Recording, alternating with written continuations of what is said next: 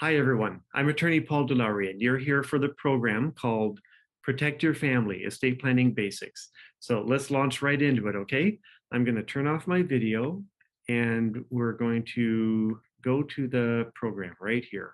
So again, thanks for watching. At our firm, we're committed to helping you create a plan to protect your family's future.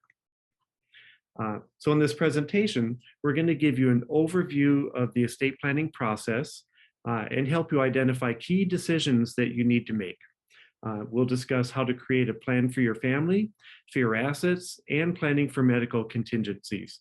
So finally, we'll help you understand what the next steps should be. Okay, so no matter what your family looks like, if you're married or single, if you're a parent or otherwise, it's important to have a plan in place so that your wishes can be carried out when you pass away. So let's start talking about kids. Now, if you're a parent to children under the age of 18, a legal guardian is needed for minor children in the event of the death of both parents. If the unthinkable happens and you don't have a will, the state will end up choosing a legal guardian for your children. And you've probably heard stories about this kind of thing in the news, or maybe from friends or something like that, where kids end up in foster care and getting adopted out by strangers, and they're not always taken care of the way you would want them to be. So the question is, can you trust the state that the state will take into consideration all the things that you would when choosing a guardian for your children? So here, when you're choosing a guardian, consider the following. Is this person willing to raise my children? Is this person of legal age, legal adult age in your state, which is usually 18 years or older? Oh, here we go. We have another person joining. Welcome, Lisa. We're just talking about questions to ask when selecting a guardian for minor children. So more questions. Do my children know, respect, and love this person? Is this person responsible and mature enough to raise my children? Is this person healthy and physically capable of taking care of my children? Does this person share my beliefs and values? Does this person have a living space for my children? And I can actually tell the story about that in just a second. And then lastly, does this person live near my children's other family and friends, or are they going to get uprooted and and have their whole have to change schools and change friends and all of that kind of thing? So let me just tell you a quick story that I've run into on more than one occasion. The issue of does the person who you want to take care of minor children have living space? So what can happen if they don't have living space? They can end up maybe using money from using your money or from the estate or from the trust to basically do an addition on their house, or possibly buy a new house or buy a bigger car with the justification that, well, now they need more space. But what's actually happening is your money, instead of, yes, it's being used for a while for the benefit of your children, but long term it's actually being used to put an addition on someone else's house, for example. So let's keep going.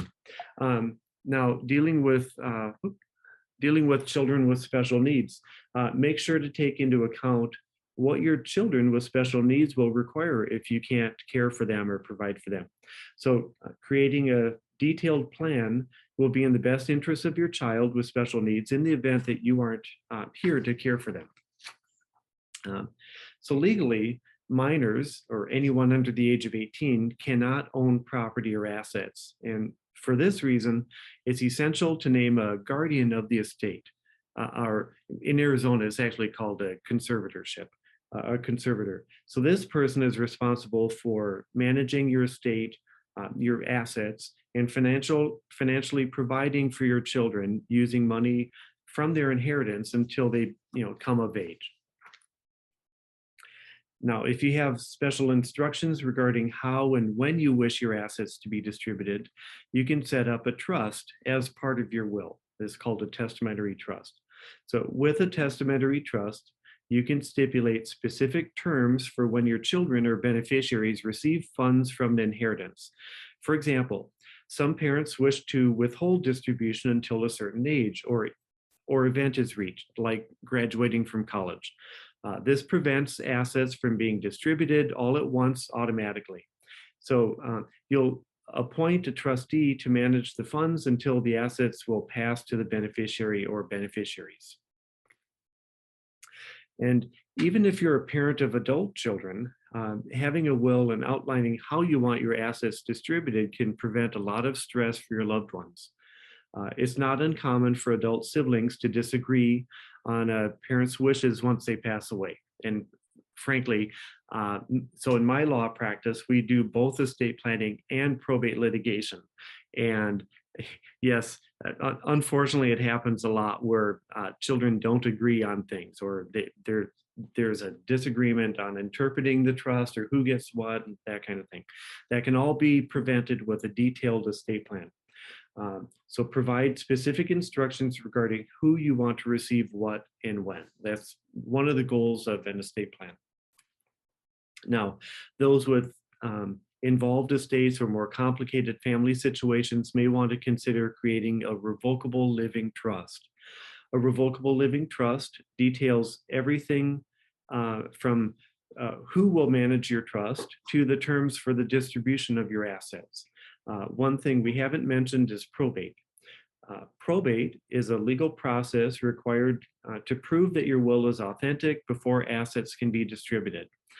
One of the benefits of a revocable trust is that it does not have to go through the probate process, assuming that it's properly drafted and properly funded. And the reason to avoid probate is it can take anywhere from 4, 5, 6 months here in Arizona to it can take over a year if it's more complicated. So what are your assets? Once you've considered the people in your life who will inherit your assets, the next step is to understand how they are passed to beneficiaries. So to start, you'll need to create a list of all your assets, and this includes all financial accounts, real estate, businesses, valuable possessions, like maybe family heirlooms. Life insurance through an estate plan can be an efficient way to transfer wealth to your beneficiaries. Now, we don't sell life insurance, but we do work with it as a component of an estate plan. So life insurance with an irrevocable trust can be an efficient and effective way to leave behind what your family will lose financially with your passing. Now, creating a will also allows you to plan for medical contingencies, or creating an estate plan, I should say, allows for medical contingencies. So estate planning must also include direction in case you become medically incapacitated. And some things to consider are, who will you authorize to make medical decisions on your behalf? Who will you authorize to make financial decisions if you're unable to make them? What are your medical wishes? For example, many people create a do not resuscitate order. It's called a living will. Actually, a living will is different from a do not resuscitate order, but that's kind of the theme of this kind of thing, planning for medical events. Another thing to consider is who will make financial and medical decisions if you become disabled or incapacitated. So here we're talking about a POA, power of attorney. As part of your estate planning, you can make a power of attorney. A healthcare power of attorney, for example, is a person who can make healthcare decisions on your behalf. Designating someone to make those decisions can provide relief to family members who don't want to take on such a responsibility.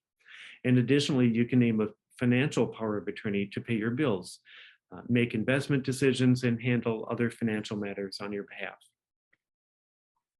So, what about an executor?